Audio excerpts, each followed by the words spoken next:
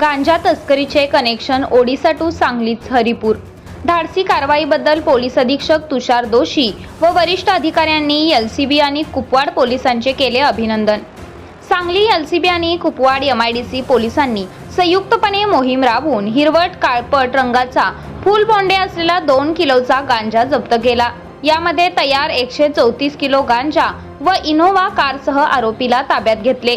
पोलिसांनी इनोव्हा कारचा थरारक पाठलाग करीत गांजा तस्करी करणाऱ्याला जेरबंद केले।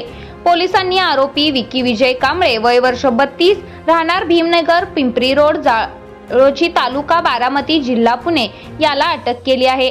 या कारवाईत कुपवाड एमआयडीसी पोलीस ठाण्याचे सहाय्यक पोलीस निरीक्षक आनंदराव घाटगे हे जखमी झाले। कुपवाड एमआयडीसी पोलिसांनी दिलेल्या माहितीनुसार काल बुधवार दिनांक 20 मे रोजी सायंकाळी 6:30 वाजण्याच्या सुमारास कुपवाड मेन रोडवर पोलिसांनी सापळा रचून गांजा तस्करी करणाऱ्या इनोव्हा कारला घेरले।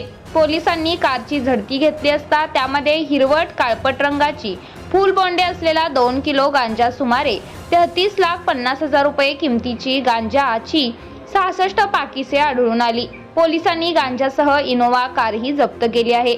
आरोपी विकी कांबळे याने चंदन सिंह यांच्या सांगण्यावरून चंदन सिंह यांच्या पत्नीकडून 4,30,000 रुपये घेतले व इनोव्हा कार घेऊन गांजा आणण्यासाठी ओडिसा येथे गेला।